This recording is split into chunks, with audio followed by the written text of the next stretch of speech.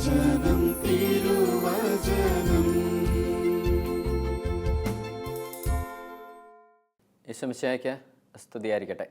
നമുക്കൊരു നിമിഷം പ്രാർത്ഥിക്കാം. പിതാവായ ദൈവമേ, ഇന്ന് നീ ഞങ്ങൾക്ക് നൽകാനിരിക്കുന്ന വചനം ഞങ്ങളുടെ ജീവിതത്തിൽ വലിയൊരു വെളിച്ചമായി മാറാനായിട്ടുള്ള കൃപ സ്വർഗം തുറന്ന് നീ ഞങ്ങൾക്ക് നൽകണമേ. അമ്മ മാതാവേ, ദൈവത്തിൻ്റെ മാതാവേ, നീ ഞങ്ങൾക്ക് വേണ്ടി പ്രാർത്ഥിക്കണമേ. നന്മ നിറഞ്ഞ മറിയമേ സ്വസ്തി, കർത്താവ് നിന്നോടുകൂടി, നീ സ്ത്രീകളിൽ അനുഗ്രഹിക്കപ്പെട്ടതാകുന്നു, നിൻ്റെ ഉദരത്തിൻ ഫലമായി ഈശോ അനുഗ്രഹിക്കപ്പെട്ടവനാകുന്നു. പരിശുദ്ധ മറിയമേ, തമ്പുരാൻ്റെ അമ്മേ, പാപികളായ ഞങ്ങൾക്ക് വേണ്ടി ഇപ്പോഴും ഞങ്ങളുടെ മരണസമയത്തും തമ്പുരാൻ്റെ അപേക്ഷിക്കണമേ. ആമേ. 1 കൊറിന്ത്യൻസ് 3 അതിൻ്റെ 5 മുതലുള്ള വചനങ്ങൾ ഇങ്ങനെ പറയുന്നു. അപ്പോളോസ് ആരാണ്? പൗലോസ് ആരാണ്? കർത്താവ് നിശ്ചയിച്ചതനുസരിച്ച് നിങ്ങളെ വിശ്വാസത്തിലേക്ക് നയിച്ച ശുശ്രൂഷകർ മാത്രം. കർത്താവ് നിശ്ചയിച്ചതനുസരിച്ച് നിങ്ങളെ വിശ്വാസത്തിലേക്ക് നയിച്ച ശുശ്രൂഷകർ മാത്രം. ഞാൻ നട്ടു, അപ്പോളോസ് നനച്ചു, എന്നാൽ ദൈവമാണ് വളർത്തിയത്. അതുകൊണ്ട് നടുന്നവനോ നനയ്ക്കുന്നവനോ അല്ല, വളർത്തുന്നവനായ ദൈവത്തിനാണ് പ്രാധാന്യം. നടുന്നവനോ നനയ്ക്കുന്നവനോ അല്ല, വളർത്തുന്നവനായ ദൈവത്തിനാണ് പ്രാധാന്യം. നടുന്നവനും നനയ്ക്കുന്നവനും തുല്യരാണ്. ജോലിക്ക് തക്ക കൂലി ഓരോരുത്തർക്കും ലഭിക്കും. ഞങ്ങൾ ദൈവത്തിൻ്റെ കൂട്ടുവേലക്കാരാണ്, നിങ്ങളാവട്ടെ ദൈവത്തിൻ്റെ വയലും വീടും. എന്നെ ഒത്തിരി ചിന്തിപ്പിച്ച, ഒത്തിരി മാറ്റം വരുത്തിയ, നമ്മുടെ ഒരു ആറ്റിറ്റ്യൂഡിനെയൊക്കെ ചേഞ്ച് വരുത്തിയ ഒരു വചനഭാഗമാണിത്. ഞാൻ നട്ടു, അപ്പോളോസ് നനച്ചു, എന്നാൽ ദൈവമാണ് വളർത്തിയത്. അതുകൊണ്ട് നടുന്നവനോ നനയ്ക്കുന്നവനോ അല്ല, വളർത്തുന്നവനായ ദൈവത്തിനാണ് പ്രാധാന്യം. നടുന്നവനോ നനയ്ക്കുന്നവനോ അല്ല, വളർത്തുന്നവനായ ദൈവത്തിനാണ് പ്രാധാന്യം. നടുന്നവനും നനയ്ക്കുന്നവനും തുല്യരാണ്. ജോലിക്ക് തക്ക കൂലി ഓരോരുത്തർക്കും ലഭിക്കും. ശരിക്കും നമ്മളൊക്കെ വളർന്നു വന്ന ഒരു സാഹചര്യം ഒന്ന് ആലോചിച്ച് നോക്കിയേ. നമ്മൾ പതുക്കെ ഓരോ കാര്യങ്ങൾ പുറത്തുനിന്ന്, നമ്മുടെ വീട്ടിൻ്റെ പുറത്തുനിന്ന്, ഭവനത്തിൽ അപ്പനമ്മ നമ്മളെ ഒത്തിരി കാര്യങ്ങൾ ചെറുപ്പം തൊട്ട് അല്ലേ, അമ്മ നമ്മളെ പാലൂട്ടി വളർത്തുന്നു, കാര്യങ്ങളൊക്കെ ചെയ്ത് നമ്മളിങ്ങനെ വളർത്തി എടുക്കുന്നു. എന്നിട്ട് നമ്മൾ വീട്ടിൽ നിന്ന് പുറത്തിറങ്ങുന്നു. ഇനി പുറത്തുനിന്ന് ഒത്തിരി കാര്യങ്ങൾ നമുക്ക് കിട്ടുന്നുണ്ട്. നമ്മൾ സ്കൂളിൽ പഠിക്കുന്നു, ഇപ്പോൾ ടീച്ചേഴ്സ് നമ്മളെ ഒത്തിരി കാര്യങ്ങൾ പഠിപ്പിക്കുന്നു. പതുക്കെ നമ്മളിങ്ങനെ വളർന്നു വരുന്നു. വേദപാഠത്തിനൊക്കെ പഠിപ്പിക്കുന്നു, നമ്മളെ ഒത്തിരി പേരിങ്ങനെ പഠിപ്പിക്കുന്നു. പയ്യെ ഒരു സമൂഹത്തിലേക്കൊക്കെ ഇറങ്ങുന്നു. ജോലി മേഖലകളിൽ ഒത്തിരി പേര് നമ്മളിങ്ങനെ ബൂസ്റ്റ് ചെയ്ത് പഠിപ്പിച്ച് ഇങ്ങനെ കയറി വരുന്നു. അപ്പോൾ നമ്മളിങ്ങനെ ഒരു എല്ലാവരിൽ നിന്ന് നമ്മൾ കുറേ കാര്യങ്ങളിങ്ങനെ മനസ്സിലാക്കി പഠിച്ചു വരുന്നു. ഒരു ശുശ്രൂഷയിലേക്ക് കയറുന്നു. ഒത്തിരി കാര്യങ്ങൾ നമ്മളെ പഠിപ്പിക്കുന്നു. അങ്ങനെ നമ്മൾ മുമ്പോട്ട് വരുന്നുണ്ട്. അപ്പോൾ നമ്മുടെ ജീവിത വഴികളിൽ നമ്മളെ ഒത്തിരി കാര്യങ്ങൾ ഒത്തിരി പേര് പഠിപ്പിച്ചിട്ടുണ്ട്. ഈ പറഞ്ഞതുപോലെ തന്നെ ഞാൻ നട്ടു, അപ്പോളോസ് നനച്ചു. ശരിക്കും ഇപ്പം ജോർജ് എന്ന് പറഞ്ഞൊരു വിത്ത് ഒരു മണ്ണിനകത്ത് വീഴണം, ശരിയല്ലേ? ഒരു വിത്ത് മണ്ണിൻ്റെ അകത്ത് വീണ് ഇത് മുളച്ച് കയറണം. അപ്പോൾ ഇതിന് നല്ലൊരു മണ്ണ് വേണം. നല്ലൊരു മണ്ണ് എന്ന് വെച്ചാൽ നല്ലൊരു കുഴി എടുത്തിട്ട് അതിലെ കല്ലും ഈ മുള്ളുമൊക്കെ മാറ്റി നല്ലൊരു നിലവാക്കി മാറ്റിയിട്ട് അതിൻ്റെ അകത്താണ് ഈ വിത്ത് വീഴുന്നത്. അപ്പോൾ ഈ വിത്ത് വീണ് പതുക്കെ ഇതിങ്ങനെ പൊട്ടി വളർന്ന് കയറുകയാണ്. വളർന്ന് കയറി കഴിയുമ്പോഴത്തേക്ക് ഇതിന് വളമിടണം, വെള്ളമൊഴിക്കണം, വെച്ച് കെട്ടണം, ഇതിൻ്റെ ശിഖരങ്ങളൊക്കെ അല്ലേ വെട്ടി മാറ്റണം. ശരിക്കും ഞാനൊക്കെ എപ്പോഴും ഓർക്കാറുണ്ട്, ഇങ്ങനെ ആഞ്ഞിലിയൊക്കെ നട്ടുവെക്കുന്ന ഒരു കർഷകൻ. ഇതിങ്ങനെ വളർന്നു വരുമ്പോൾ ഇതിങ്ങനെ പന്തലിച്ചാണ് വളരുന്നത്. അപ്പോൾ കർഷകൻ ഇങ്ങനെ കട്ട് ചെയ്ത് മോളി മാത്രം നിർത്തും. എന്നിട്ട് അവിടുന്ന് പിന്നെ പന്തലിക്കാൻ തുടങ്ങും. അവിടുന്ന് കട്ട് ചെയ്ത് അവിടുന്ന് ഇങ്ങനെ വീണ്ടും പന്തലിക്കാൻ തുടങ്ങും. ഇങ്ങനെയാണ് ഒരു ആഞ്ഞിലി വളർന്നു വരുന്നത്. ഇതുപോലെ തന്നെ നമ്മുടെ ജീവിത വളർച്ചയിലും ഈ ഒരു ബ്രാഞ്ചസിനെ ദൈവം കട്ട് ചെയ്യുന്നുണ്ട്. പലപ്പോഴും കട്ട് ചെയ്യും.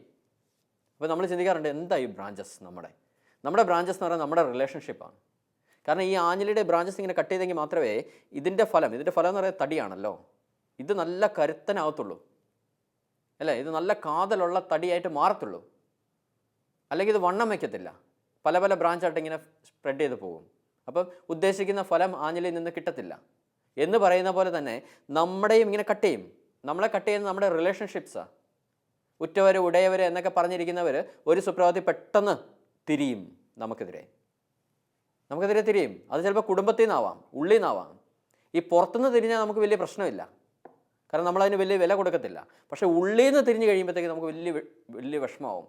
ഈ ബ്രാഞ്ച് കട്ട് ചെയ്ത് മാറ്റുമ്പോഴത്തേക്ക് മരത്തിന് വേദന എടുക്കുന്ന പോലെ തന്നെ ഈ ഉള്ളിൽ നിന്ന് ഇങ്ങനെ കട്ട് ചെയ്യുമ്പോഴത്തേക്ക് നമുക്ക് ഭയങ്കര വേദന എടുക്കും. മാനസികമായിട്ട് നമ്മൾ തളരും, ഒറ്റപ്പെടും, മാറ്റി നിർത്തപ്പെടും, അവഗണിക്കപ്പെടും, അപമാനിക്കപ്പെടും, കരിവാരി തേക്കപ്പെടും, ആരോപിക്കപ്പെടും. പല സിറ്റുവേഷനിലും നമ്മൾ മാറ്റി നിർത്തപ്പെടേണ്ടി വരും. അപ്പോൾ അങ്ങനെയൊക്കെ നിർത്തുമ്പോൾ മനസ്സിലാക്കുക, ദൈവം നമ്മളെ വെട്ടിയൊരുക്കാൻ തുടങ്ങിയിട്ടുണ്ട്. വർഷങ്ങൾക്ക് ശേഷം നമുക്കത് മനസ്സിലാകും. പിന്നോട്ട് ചിന്തിക്കുമ്പോൾ അന്നത്തെ ആ റിലേഷൻ പോയത് കാരണമാണ് എന്നിൽ നിന്ന് ഇന്ന് ഈ ഫലം കായ്ച്ചുകൊണ്ടിരിക്കുന്നത്. ഒരു ആഞ്ഞിലിയുടെ തടി കാതൽ നന്നായിട്ടായതുപോലെ തന്നെ നല്ലൊരു ഫലം കായ്ക്കുന്നത് അന്നത്തെ ഈ ഒരു ബ്രാഞ്ച് കട്ട് ചെയ്ത് മാറ്റപ്പെട്ടതാണ്, ആ ഒരു റിലേഷൻ കട്ട് ചെയ്ത് മാറ്റപ്പെട്ടതാണ്. പക്ഷെ പിന്നീട് നമുക്കത് മനസ്സിലാകത്തുള്ളൂ. ഇനി ഇതുപോലെ തന്നെയാണ് നമ്മളിങ്ങനെ ഊട്ടി വളർത്തുന്നവർ, അല്ലേ? ഇതിന് വളവിട്ട് തരാനായിട്ട് ആൾക്കാരുണ്ടാവും, ഇനി വെച്ച് കെട്ടാനായിട്ട് ആൾക്കാരുണ്ടാവും, ആടി ഒലയുമ്പോൾ കാറ്റത്ത്, ഇനി വെയിലത്ത് വാടി കരിയുമ്പോൾ വെള്ളം ഒഴിച്ച് തരാനായിട്ട് ആളുണ്ടാവും, തണൽ വെച്ച് തരാൻ ആളുണ്ടാവും. പക്ഷെ നമ്മുടെ ഒരു വലിയ പ്രശ്നം എന്നാന്ന് വെച്ച് കഴിഞ്ഞാൽ നമ്മുടെ ചിന്ത ഇങ്ങനെ മാറും: ഇവർ വളവിട്ടത് കൊണ്ടാണ് ഇത് വളർന്നത്, അല്ലെങ്കിൽ ഇവർ വെള്ളം ഒഴിച്ചത് കൊണ്ട് മാത്രമാണ് ഇത് വളർന്നത്, അല്ലെങ്കിൽ ഇവർ ബ്രാഞ്ച് കട്ട് ചെയ്തുകൊണ്ട് മാത്രമാണ് ഇത് വളർന്നത് എന്നും പറഞ്ഞിട്ട് അവിടെ നിൽക്കും, അവിടെ ഉടക്കി നിൽക്കും. കാരണം അവരെ അയച്ചത് ദൈവമാണേ, ആ ദൈവത്തെ നമ്മൾ കാണത്തില്ല. ഇനി എൻ്റെയൊക്കെ ജീവിതത്തിൽ പച്ചയായ അനുഭവം അത്. പല സിറ്റുവേഷനിൽ ഇത് സംഭവിച്ചിട്ടുണ്ട്. കാരണം വെള്ളം ഊറ്റിയവർ എപ്പോഴും പറഞ്ഞുകൊണ്ടിരിക്കും, ഞാൻ വെള്ളം ഒഴിച്ചത് കൊണ്ടാണ് അവൻ വളർന്നത്, ഇനി ഞാൻ വളവിട്ടത് കൊണ്ടാണ് അവൻ വളർന്നത്. എന്നിട്ട് ഈ വെള്ളം ഒഴിച്ചവർ നമ്മളെ ഡ്രൈവ് ചെയ്യും, വളവിട്ടവർ നമ്മളെ ഡ്രൈവ് ചെയ്യാൻ തുടങ്ങും. പിന്നെ നമ്മൾ നീങ്ങുന്ന അവരുടെ ഇഷ്ടത്തിനാണ്. ഒരിക്കലും നമ്മൾ അതിനകത്ത് ദൈവത്തെ നമ്മൾ കാണത്തില്ല. ആ ഒരു ചിന്താഗതി നമുക്ക് മാറണം. ഈ വെള്ളവിട്ടവരെ ദൈവമാണ് വരുത്തിച്ചത്, വളവിട്ടവരെ ദൈവമാണ് വരുത്തിച്ചത്. അതിനെപ്പോഴും അവരോട് നമുക്ക് കടപ്പാട് നന്ദിയുണ്ട്, അല്ലേ? പൗലോസ് അപ്പോസ്തലൻ ഇടയ്ക്ക് വചനത്തിലൊക്കെ ഇങ്ങനെ പറയുന്ന പോലെ സ്നേഹം എന്നതിലപ്പുറം ഒന്നും കാണാൻ പാടില്ല. സ്നേഹം എന്നതിലപ്പുറം ഒന്നും കാണാൻ പാടില്ലെന്നാണ്. വേറെ ഒരു കടപ്പാടും ഇല്ല. സ്നേഹം മാത്രമേ ഉള്ളൂ, നന്ദി മാത്രമേ ഉള്ളൂ, സ്നേഹം മാത്രമേ ഉള്ളൂ. അവിടെ വേറൊരു ബാരിയർ ഇല്ല, വേറൊരു വേലിക്കെട്ടില്ല, വേറൊരു ബാധ്യതയില്ല. അവിടെ സ്നേഹം മാത്രമേ ഉള്ളൂ, സ്നേഹം മാത്രം.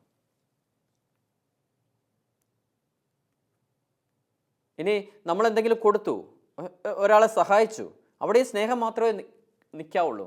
അതാ തിരിച്ച് ലഭിക്കുമെന്ന് കരുതി നീ സഹായിക്കരുതെന്ന് പറയുന്നത്. നമുക്ക് നന്ദിയോടെ അവരെ എപ്പോഴും ഓർക്കണം, അവർക്ക് വേണ്ടി പ്രാർത്ഥിക്കണം. കാരണം അവർ ഉള്ളത് കൊണ്ടാണ് നമ്മൾ വളർന്നത്. അതൊരു ഫാക്റ്റ്. ദൈവം അവരെ വിളിച്ചു, നമുക്ക് വേണ്ടി കർത്താവ് ഒരുക്കിയിരിക്കുന്ന വലിയൊരു സ്നേഹമായിരുന്നു. ആ സമയത്ത് ആ ഒരു റിലേഷൻ നമുക്ക് വേണമായിരുന്നു, നമുക്ക് വളരാൻ വേണ്ടി. ആ ഒരു വ്യക്തിയുടെ സാന്നിധ്യം നമുക്ക് വേണമായിരുന്നു. അത് കഴിഞ്ഞാൽ അത് തീർന്നു. അത് കഴിയുമ്പോൾ ദൈവം വളർച്ചയുടെ അടുത്ത ഘട്ടത്തിൽ, അടുത്ത ലെവലിൽ കുറച്ച് റിലേഷൻസിനെയാണ് കർത്താവ് കൂട്ടിച്ചേർക്കുന്നത്. അത് ആത്മീയതയിലാണേലും ഭൗതികതയിലാണേലും അങ്ങനെ തന്നെയാണ്. ആത്മീയ മേഖലയിലും അങ്ങനെ തന്നെയാണ്. എപ്പോഴും നമുക്ക് ഒരിടത്തുനിന്ന് മാത്രമല്ല ഇത് കിട്ടിക്കൊണ്ടിരിക്കുന്നത്. നമ്മളും ഇങ്ങനെ വളരുമല്ലേ, ക്രിസ്തുവിലേക്ക് നമ്മൾ വളരുമല്ലേ. എന്നിലെ എന്നെ ഞാൻ കൊല്ലുവാണല്ലോ, എന്നിലെ ഞാൻ മരിച്ചുകൊണ്ടിരിക്കുകയാണല്ലോ. അപ്പോൾ ഇത് മരിക്കെ ഈ ക്രിസ്തു ജനിച്ച് വളർന്നുകൊണ്ടിരിക്കുകയാണല്ലോ, അല്ലേ? ഞാനെന്ന വ്യക്തി ഇങ്ങനെ ചെറുതാകുന്നു, ക്രിസ്തു എന്ന വ്യക്തി വലുതാകുന്നു. അത് സ്നാപകനൊക്കെ പറയുന്ന പോലെ അവൻ വളരുകയും ഞാൻ കുറയുകയും വേണം. ഇതാണല്ലോ പ്രോസസ്സ്. അപ്പം നമ്മൾ ക്രിസ്തുവിൻ്റെ 0, അല്ലേ, ഒരു ക്രിസ്തുവിൻ്റെ വ്യക്തിത്വത്തിൻ്റെ ഒരു 0% നിന്ന് നമ്മൾ ആരംഭിക്കുകയാണ്.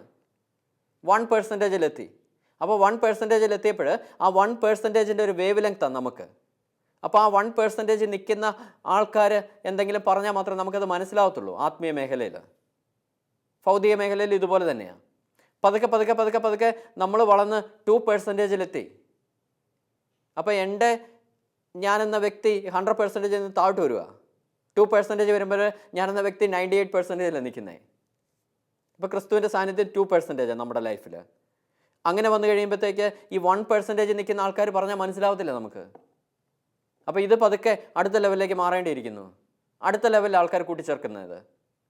ആ സമയത്ത് നമ്മുടെ ഒരു വിഷയം എന്താണെന്ന് വെച്ച് കഴിഞ്ഞാൽ ഈ 1%-ൽ നിൽക്കുന്ന ആൾക്കാർ പറയുന്നത് ഇങ്ങനെ കേട്ടുകൊണ്ടിരിക്കും. അല്ലെങ്കിൽ ഈ 1% നിൽക്കുന്ന ഞാനാണെങ്കിൽ ഈ 2%-ലേക്ക് വളർന്ന എൻ്റെ ഒരു അടുത്തൊരു ലെവലിലെ ആൾക്കാരെ ഞാനിങ്ങനെ ഡ്രൈവ് ചെയ്തുകൊണ്ടിരിക്കും, വാശി പിടിച്ചുകൊണ്ടിരിക്കും. അത് ചെയ്യുന്നത് ശരിയല്ല, ഇങ്ങനെ ചെയ്യാവുള്ളൂ, അങ്ങനെ പറഞ്ഞുകൊണ്ടിരിക്കും. ഇനി നമ്മൾ പയ്യെ ഒരു 10%-ലെത്തി. അപ്പോൾ എന്നിലെ ഞാൻ എന്ന സാധനം കുറഞ്ഞ് 90% നിൽക്കുക. അങ്ങനെ വരുമ്പോൾ ഈ 10%-ലെ ലെവലിൽ നിൽക്കുന്നവർ പറഞ്ഞാൽ മാത്രമേ മനസ്സിലാവത്തുള്ളൂ, ഒരേ വേവ് ലെങ്ത് ആകത്തുള്ളൂ. ഇല്ലെങ്കിൽ മനസ്സിലാവില്ല. ഭാഷ ഭിന്നിച്ചു പോകും. കാരണം ഇങ്ങോട്ട് പറയുന്നത് നമുക്ക് അംഗീകരിക്കാൻ പറ്റത്തില്ല. രണ്ടും രണ്ട് സ്ലാബിലായി പോകും. അവിടെ പ്രശ്നമാണ്. ഇതിനി വളർന്ന് 50%-ലെത്തി. എന്നിലെ ക്രിസ്തു വളർന്ന് 50%, എന്നിലെ ഞാൻ കുറഞ്ഞ് 50% നിൽക്കുന്ന സമയത്ത് ആ ലെവലിലുള്ള ഒരു ഗൈഡൻസ് മാത്രമേ എനിക്ക് അക്സെപ്റ്റ് ചെയ്യാൻ പറ്റത്തുള്ളൂ. ഇതാണ് ഒരു വളർച്ചയുടെ ഒരു ഘട്ടം എന്ന് പറയുന്നത്.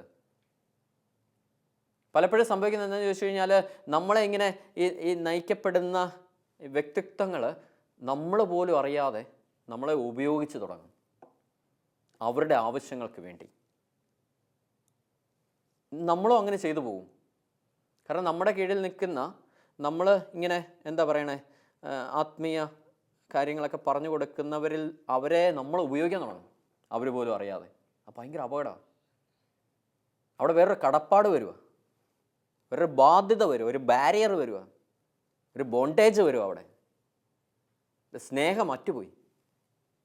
അവിടെ അപ്പസ്തലൻ പറയുന്നത് സ്നേഹം എന്നതിലപ്പുറം വേറൊരു കടപ്പാടും പാടില്ല. സ്നേഹം എന്നതിലപ്പുറം വേറൊരു കടപ്പാടും പാടില്ല. ഒത്തിരി വേദനിച്ച് ഹൃദയം മുറിഞ്ഞ് നിൽക്കുന്ന ഒരു വ്യക്തി നമ്മുടെ ഫ്രണ്ടിൽ വരുന്നു, നമ്മളിൽ നിന്ന് എന്തെങ്കിലും ആത്മീയമായ ഉപദേശം സ്വീകരിക്കുന്നു, അല്ലെങ്കിൽ എന്തെങ്കിലും ഗൈഡൻസ് സ്വീകരിക്കുന്നു, അവരുടെ ജീവിതം മാറാൻ തുടങ്ങി. പിന്നെ നമ്മൾ അവരെ അങ്ങോട്ട് ഉപയോഗിക്കുക പാടില്ല, ചെയ്യാൻ പാടില്ല. ദൈവികമല്ല അത്. ഇനി ഓരോരുത്തർക്കും ജോലിക്ക് തക്ക കൂലി ഓരോരുത്തർക്കും ലഭിക്കും. അത് കർത്താവ് പറഞ്ഞിട്ടുണ്ട്. ഈ കൂലി ഇവരിൽ നിന്നല്ല വാങ്ങിക്കേണ്ടത്. മനസ്സിലായോ? ഇത് കർത്താവ് തരുന്ന ഇത് നമ്മൾ പിടിച്ചു വാങ്ങിക്കുന്ന സാധനം അല്ല. ഇത് കർത്താവ് തരുന്ന ഇത്. കർത്താവ് എങ്ങനെ തരുന്നതെന്ന് ചോദിച്ചു കഴിഞ്ഞാൽ, കഴിഞ്ഞ ദിവസമൊക്കെ എൻ്റെ കണ്ണ് നിറഞ്ഞു പോയ ഒരു സംഭവം ഉണ്ടായിരുന്നു. ഞാൻ ഒരു ദിവസം ഞായറാഴ്ച കുർബാനയ്ക്ക് പോവാം. മറ്റേ ജെറോമിയയുടെ ഇതായിരുന്നു, ഫീസ്റ്റ് ആയിരുന്നു അന്ന്. ചാൾസ് ജെറോമിയയുടെ വേദപാഠ അധ്യാപകരുടെ മധ്യസ്ഥനാണല്ലോ ചാൾസ് ജെറോമിയ. അന്ന് എൻ്റെ വികാരിയച്ഛൻ ആ കുർബാനയ്ക്കിടയ്ക്ക് പറഞ്ഞൊരു സംഭവമുണ്ട്. കർത്താവിന് വേണ്ടി ഇറങ്ങിയവരുടെ കുഞ്ഞുങ്ങൾ വഴിപിഴച്ചു പോകാനായിട്ട് കർത്താവ് സമ്മതിക്കത്തില്ല. കർത്താവിന് വേണ്ടി ഇറങ്ങിയവരുടെ മക്കൾ, കർത്താവിന് വേണ്ടി ശുശ്രൂഷ ചെയ്യുന്നവരുടെ കുഞ്ഞുങ്ങൾ വഴിപിഴച്ചു പോകത്തില്ല. കണ്ണ് നിറഞ്ഞുപോയി. ഞാൻ പോലും അറിയാതെ എൻ്റെ കുഞ്ഞുങ്ങളെ ഞാൻ ചേർത്ത് പിടിച്ചു. കർത്താവിന് വേണ്ടി ഇറങ്ങിയവരുടെ കുഞ്ഞുങ്ങൾ വഴിപിഴച്ചു പോകത്തില്ല. അത് നല്ല ആറ്റിറ്റ്യൂഡിൽ ഇറങ്ങിയവരായിരിക്കണേ. കർത്താവിനെ മാത്രം നോക്കി പോകുന്നവരുടെ കാര്യമാണ് ഇതേ. കാരണം ഈ പ്രതിഫലം എന്താണെന്ന് ചോദിച്ചു കഴിഞ്ഞാൽ, കാരണം നമ്മുടെ കുഞ്ഞുങ്ങൾക്ക് അസാധാരണമായ കഴിവുകൾ കർത്താവ് കൊടുക്കാൻ തുടങ്ങും. അവരുടെ പ്രൊഫഷനിൽ, അവരുടെ വിദ്യാഭ്യാസത്തിൽ. ഞാനൊക്കെ എപ്പോഴും ശ്രദ്ധിക്കാറുണ്ട്, ഇങ്ങനെ ഈ പള്ളിയിൽ കപ്പ്യാരൊക്കെ ആയിട്ട് ശുശ്രൂഷ ചെയ്യുന്ന വ്യക്തികൾ, അവരുടെ കുഞ്ഞുങ്ങളൊക്കെ നന്നായിട്ട് വിദ്യാഭ്യാസം കയറിപ്പോവും. കർത്താവ് കയറ്റിയെടുക്കുന്ന. കാരണം അൾത്താര ശുശ്രൂഷയാണല്ലോ. ദൈവത്തിൻ്റെ ശരീരവും രക്തവും ആകുന്ന അപ്പവും മീനും എടുത്തു വെക്കുന്ന ശുശ്രൂഷകരാണല്ലോ അവർ. അവൻ്റെ ബലിപീഠം ഒരുക്കുന്നവരാണല്ലോ, വൃത്തിയാക്കുന്നവരാണല്ലോ. കാരണം കർത്താവിന് വേണ്ടി ഒരു കുഞ്ഞ കാര്യം ചെയ്യുന്ന ഒരു ശുശ്രൂഷകൻ്റെ മക്കൾ അനുഗ്രഹിക്കപ്പെടും. മക്കളെ വളർത്തുന്നത്, മക്കളിലൂടെ ആ കുടുംബം രക്ഷപ്പെടും. കാരണം ഈ പ്രതിഫലം അവരിലൂടെ കർത്താവ് തരുന്നത്. ഇനി ആ ശുശ്രൂഷയിൽ മായം ചേർക്കുന്നവരുടെ പിള്ളേരുടെ കാര്യത്തിൽ പ്രശ്നമാണ് അത്. കാരണം ആ ഒരു ആംഗിൾ, ദൈവത്തെ കൊടുക്കുന്ന ഒരു ആംഗിൾ ഉണ്ടല്ലോ. കാരണം ദൈവത്തെ മാത്രമാണല്ലോ നമ്മൾ കൊടുക്കുന്നത്. ദൈവത്തെ അങ്ങോട്ട് കൊടുത്തിട്ട് കുറേ എണ്ണം ഇങ്ങോട്ട് വലിച്ചു വാരി എടുക്കുക. എന്നോടൊക്കെ കർത്താവ് ഒരു ദിവസം പറഞ്ഞിട്ടുണ്ട്, ഈ ചെപ്പക്കുറ്റിക്കിട്ട് ചെരുപ്പെടുത്ത് അടിക്കുന്ന പോലെ ഒരു ദിവസം പറഞ്ഞിട്ടുണ്ട്, എന്നെ വിറ്റ് നീ കഴിക്കരുതെന്ന് പറഞ്ഞിട്ടുണ്ട്. എന്നെ വിറ്റ് നീ കഴിക്കരുത്. കാരണം നിൻ്റെ എയിം എന്നെ കൊടുക്കുക, അത് മാത്രമായിരിക്കണമെന്നാണ് പറയുന്നത്. ഞാൻ എൻ്റെ കോണ്ടാക്ട് നമ്പർ പോലും ഞാൻ ആർക്കും കൊടുക്കത്തില്ല. ആവശ്യമില്ല. എന്തിനാ ബ്രദർ ഇങ്ങനെ റിലേഷൻസൊക്കെ നമ്മൾ ബിൽഡ് ചെയ്തെടുക്കുന്നത്? ഇതൊന്നും ഒരാവശ്യമില്ല നമുക്ക്. കർത്താവ് ഒരു കാര്യം പറഞ്ഞോ, അത് ചെയ്തു കഴിഞ്ഞതോടുകൂടി അത് തീർന്നു. മിണ്ടാതെ പൊയ്ക്കോണം. ഒറ്റപ്പോക്കായിരിക്കും. പൊട്ടി പോലും അവിടെ കാണാൻ പാടില്ലെന്നാണ് പറയുന്നത്. അല്ല, ചെരുപ്പിലെ പൊട്ടി പോലും തട്ടിക്കളഞ്ഞിട്ട് വിട്ടു പൊയ്ക്കോണം. കാരണം നമ്മുടെ ഒരു അംശം പോലും അവിടെ ബാക്കി വെച്ചേക്കരുത്. എന്നോടൊക്കെ ഈശോ ഒരു ദിവസം ഇങ്ങനെ ചോദിച്ചിട്ടുണ്ട്, ഞാൻ നിന്നെ ഒരു ശുശ്രൂഷ ഏൽപ്പിക്കാൻ നീ ചെയ്യാവോ എന്ന് ചോദിച്ചിട്ടുണ്ട്. ഞാൻ ചോദിച്ചാൽ എന്താ പറ. അതിനുശേഷമാണല്ലോ ചെയ്യണോ വേണ്ടയോ എന്ന് നമ്മൾ തീരുമാനിക്കുന്നത്. അപ്പോൾ ഈശോ പറഞ്ഞതാണ്, നിൻ്റെ മുമ്പിൽ ഒരു വ്യക്തിയെ, ഒരു ഗ്രൂപ്പിനെ, ഒരു സമൂഹത്തെ ഒറ്റ പ്രാവശ്യം ഞാൻ കൊണ്ടുവരത്തുള്ളൂ. ആ ഒറ്റ പ്രാവശ്യം നീ എന്നെക്കുറിച്ച് പറഞ്ഞാൽ മതി. അത് നിൻ്റെ പച്ചയായ ജീവിത അനുഭവത്തിൽ നീ പറഞ്ഞാൽ മതി, അറിവിൽ നിന്ന് നീ പറയേണ്ടെന്ന് പറഞ്ഞു. നിൻ്റെ പ്രാക്ടിക്കൽ ലൈഫിൽ ഞാൻ ഇടപെട്ട കാര്യങ്ങൾ മാത്രം പറഞ്ഞാൽ മതി. അത് കഴിയുമ്പോൾ ആ വ്യക്തി എൻ്റെ അടുത്ത് വരാവുള്ളൂ, നിൻ്റെ അടുത്ത് വരരുത്. ആ വ്യക്തിക്ക് എന്നെ കിട്ടണം. കർത്താവിനെ കൊടുക്കാത്ത ശുശ്രൂഷ എന്ത് ശുശ്രൂഷയാണ്? ബാക്കി എന്ത് കൊടുത്തിട്ട് കാര്യമില്ല. കടബാധ്യത മാറിയിട്ടോ, രോഗം മാറിയിട്ടോ, ദുരിതം മാറിയിട്ടോ, എല്ലാം മാറ്റി കൊടുക്കുന്നു. കർത്താവിനെ കൊടുക്കുന്നെങ്കിൽ ഇറ്റ്സ് നത്തിങ്. അവിടെ ഒരു പ്രയോജനമില്ല. കർത്താവിനെ കൊടുക്കുന്നത്. അങ്ങനെ കർത്താവിനെ കൊടുക്കുന്നവർ ഒന്നും പ്രതീക്ഷിക്കത്തില്ല, ആരെയും ഉപയോഗിക്കത്തില്ല. ഈ ഒരു കാര്യത്തിൽ നമ്മൾ അത്രയ്ക്ക് കട്ടാൻ ഷാർപ്പായിരിക്കും. കർത്താവ് പറഞ്ഞില്ലേ, പ്രാവുകളെ പോലെ നിഷ്കളങ്കർ, സർപ്പത്തെ പോലെ വിവേകം നമുക്ക് വേണം. നല്ല വിവേകം വേണം നമുക്ക്, അല്ലെങ്കിൽ നമ്മൾ മനസ്സിലാവത്തില്ല. നമുക്ക് മനസ്സിലാവത്തില്ല. അത് ഈ പൊട്ടക്കിണറ്റിൽ കിടക്കുന്ന തവളയെ പോലെ ആയിരിക്കും നമ്മൾ. നമ്മുടെ വിചാരം ഈ കിണറാണ് ലോകം. കിണറല്ല. നീ കിണറിൽ നിന്ന് പുറത്തിറങ്ങ്. നീ വേറെ ലോകം കാണ്, വേറെ സാധ്യതകൾ കാണ്. നീ എന്തിനാ കിണറിനകത്ത് കിടക്കുന്നത്?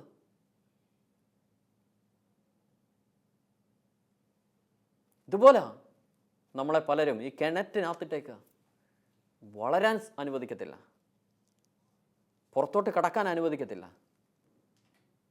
നമ്മളെ ഈ ആത്മീയവും ശാരീരികവും മാനസികമായിട്ട് ഇങ്ങനെ അങ്ങ് ഉപയോഗിച്ചുകൊണ്ടിരിക്കുക. എന്നിട്ട് നമ്മളെ മുന്നിൽ നിർത്തി കാര്യങ്ങൾ ചെയ്യാൻ തുടങ്ങും. നമുക്കറിയത്തില്ല. എൻ്റെ വ്യക്തിപരമായ അനുഭവം ഇത്. എന്നിട്ട് അവസാനം വരും ഇതെല്ലാം ജോർജ് ചെയ്തതായിട്ടാണ് വരുന്നത്. അങ്ങനെ വരുത്തി തീർക്കും. വലിയ അപകടമാണ് അത്. എന്നിട്ട് നമ്മൾ അതിനകത്ത് കിടക്കുക. എന്നിട്ട് ഒരു പ്രശ്നം സോൾവ് ചെയ്യാൻ വേണ്ടി നമ്മളിങ്ങനെ തലകുത്തി മറയുക. ആ പ്രശ്നം സോൾവ് ആയി കഴിയുമ്പോൾ അടുത്ത പ്രശ്നമായി, അത് സോൾവ് ആയി കഴിയുമ്പോൾ അടുത്ത പ്രശ്നമായി. ഇങ്ങനെ ഈ പ്രശ്നങ്ങളൊക്കെ തീർത്തിട്ട് എന്നാ കർത്താവിന് വേണ്ടി ഓടാനുള്ള സമയം? പതുക്കെ ഇതെല്ലാം അങ്ങ് മാറ്റാൻ തുടങ്ങി, സ്വസ്ഥമായിട്ട് ഇരിക്കാൻ തുടങ്ങി. കർത്താവിൻ്റെ ഫ്രണ്ടിൽ നമ്മൾ ചെന്ന് ഇരിക്കണം. നമുക്കൊരു സ്പേസ് ഉണ്ടാണ്, ഞാനും എൻ്റെ ദൈവവും തമ്മിൽ ഇരിക്കാനുള്ള ഒരു സ്പേസ്. അത് ഈ സഹനത്തിൻ്റെ നടുക്കാണ് തരുന്നത്. അതിങ്ങനെ ഒറ്റപ്പെടൽ, മാറ്റി നിർത്തൽ, അവഗണനയൊക്കെ ഉണ്ടാകുമ്പോൾ നമ്മുടെ മനസ്സൊക്കെ അങ്ങോട്ട് നൊന്ത് നീറുമ്പോഴാണ് ഈ ഇരിക്കാനൊരു മനസ്സ് നമുക്ക് വരുന്നതേ. അന്ന് നമ്മളെ മനസ്സിലാക്കുന്ന ഒരുത്തനുണ്ട്, അവനെ യേശു മാത്രമല്ലേ. അത് മാത്രമേ നമ്മളെ മനസ്സിലാക്കത്തുള്ളൂ, വേറെ ആരും നമ്മളെ മനസ്സിലാക്കത്തില്ല. കുടുംബത്തിൽ നിന്നോ, നാട്ടുകാരിൽ നിന്നോ, സുഹൃത്തുക്കളിൽ നിന്നോ, കമ്പനിയിൽ നിന്നോ എങ്ങനെ നമുക്കൊരു ആശ്വാസം കിട്ടത്തില്ല. അത് കർത്താവിൽ നിന്ന് മാത്രമേ കിട്ടത്തുള്ളൂ. ആ ഒരു സിറ്റുവേഷൻ വരുമ്പോൾ, അങ്ങനെ ഒരു സിറ്റുവേഷൻ വരും നമുക്ക്. അപ്പോൾ നമ്മൾ ഇരിക്കണം, കർത്താവിൻ്റെ അടുത്ത് ഇരിക്കണം. കാരണം മാനസികമായിട്ടുള്ള ഈ ഒറ്റപ്പെടലാണ് ലോകത്തിലെ ഏറ്റവും വലിയ പെയിൻ, സഹനം എന്ന് പറയുന്നത്.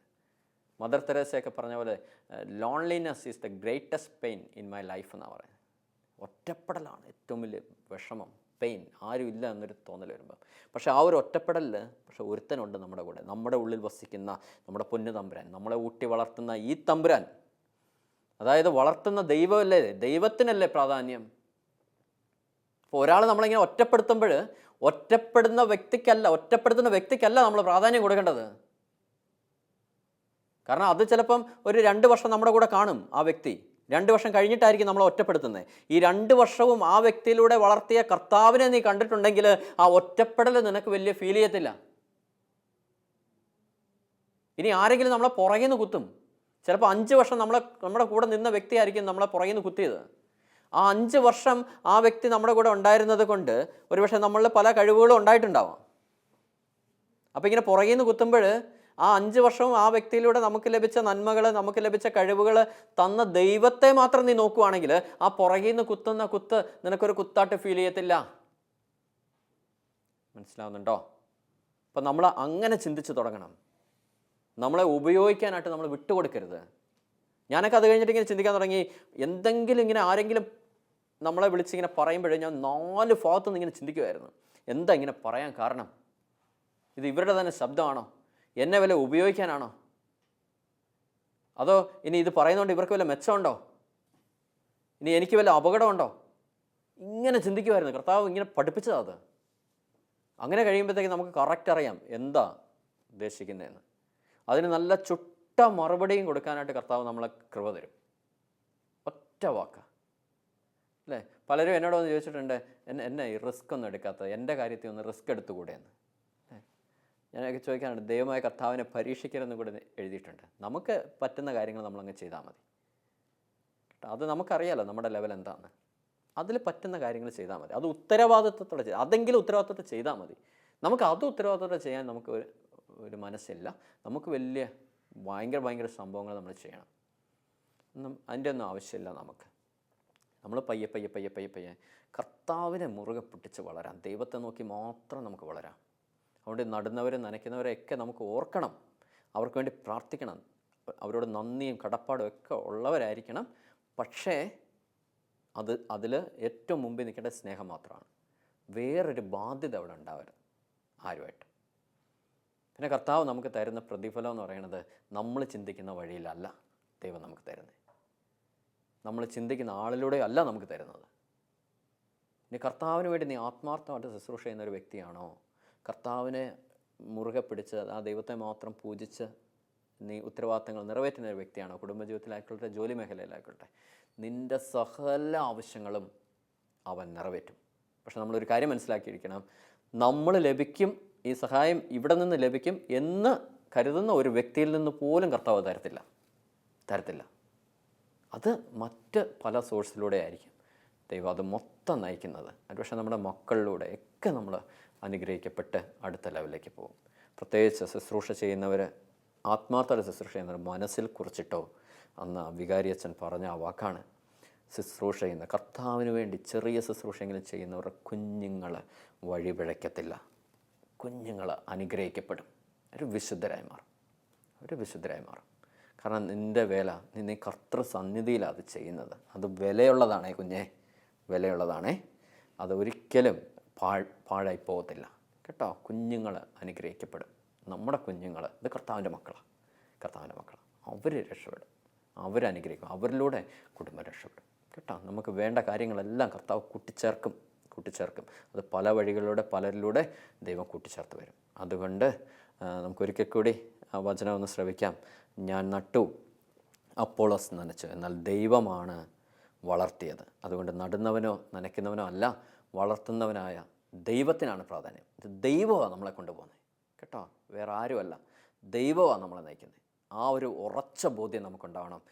എന്ത് ചെയ്താൽ നീ ദൈവത്തിന് മാത്രം അടിമയായിട്ടിരുന്നാൽ മതി. വേറൊരു വ്യക്തി നിന്നെ അടിമപ്പെടുത്താനായിട്ട് നീ സമ്മതിക്കരുത്. അതിനുള്ള വിവേകം നമ്മൾ കാണിക്കണം. അത് നമ്മളെ ആരും അടിമപ്പെടുത്താനായിട്ട് നമ്മൾ വിട്ടുകൊടുക്കരുത്, നമ്മളെ ഉപയോഗിക്കാനായിട്ട് നമ്മൾ വിട്ടുകൊടുക്കരുത്. നല്ല ഷാർപ്പായിരിക്കണം ആ കാര്യത്തിൽ. ഇത് ദൈവത്തോട് ചോദിച്ച് ആലോചിച്ച് കർത്താവിനോട് മാത്രം ചോദിച്ചു പോവാം. ദൈവത്തിന് ഇഷ്ടമാണോ ഇത് ചെയ്യുക, ദൈവം ആഗ്രഹിക്കുന്നുണ്ടോ ഇത് ചെയ്യുക, ദൈവം ഇങ്ങോട്ട് പോകാൻ പറയുന്നു പോവുക, ദൈവം പറയാൻ പറയുന്നു പറയുക. ദൈവത്തിൻ്റെ ഇഷ്ടം മാത്രം. അങ്ങനെ നമ്മൾ ആ ക്രിസ്തുവിലേക്ക് വളരാം. ഇനി ഞാനല്ല, എന്നിൽ മറ്റൊരു ക്രിസ്തു ജീവിക്കുന്നു. അവൻ വളരുകയും ക്രിസ്തു വളരുകയും എന്നിലെ ഞാൻ കുറയുകയും ചെയ്യണം. അവൻ വളരട്ടെ, ഞാൻ കുറയട്ടെ. അതിനുള്ള കൃപ സ്വർഗം നമുക്ക് തരട്ടെ. പരിശുദ്ധ അമ്മേ, ദൈവമാതാവേ, നീ സ്നാപകനെ കണ്ടപ്പോൾ, എലീശ പുണ്യവതിയെ കണ്ടപ്പോൾ, ഉദരത്തിൽ കിടന്ന സ്നാപകൻ പരിശുദ്ധാത്മാവിനാൽ നിറഞ്ഞ് ക്രിസ്തുവിലേക്കുള്ളൊരു വളർച്ച തുടങ്ങിയതുപോലെ തന്നെ ഞങ്ങളുടെ ജീവിതത്തിലും ക്രിസ്തുവാകുന്ന ആ ഒരു പുണ്യത്തെ ഉള്ളിൽ വളർത്താനായിട്ടുള്ള വലിയൊരു കൃപയ്ക്ക് വേണ്ടി നീ പ്രാർത്ഥിക്കണമേ. നന്മ നിറഞ്ഞ മറിയമേ, സ്വസ്തി, കർത്താവ് നിന്നോടുകൂടെ, സ്ത്രീകളെ നീ അനുഗ്രഹിക്കപ്പെട്ടതാണ്, നിൻ്റെ ഉദരത്തിൻ ഫലമായി ഈശോ അനുഗ്രഹിക്കപ്പെട്ടതാകുന്നു. പരിശുദ്ധ മറിയമേ, തമ്പുരാൻ്റെ അമ്മേ, പാപികളായ ഞങ്ങൾക്ക് വേണ്ടി ഇപ്പോഴും ഞങ്ങളുടെ മരണസമയത്തും തമ്പുരാൻ്റെ അപേക്ഷിച്ചുകൊള്ളണമേ. ആമേൻ.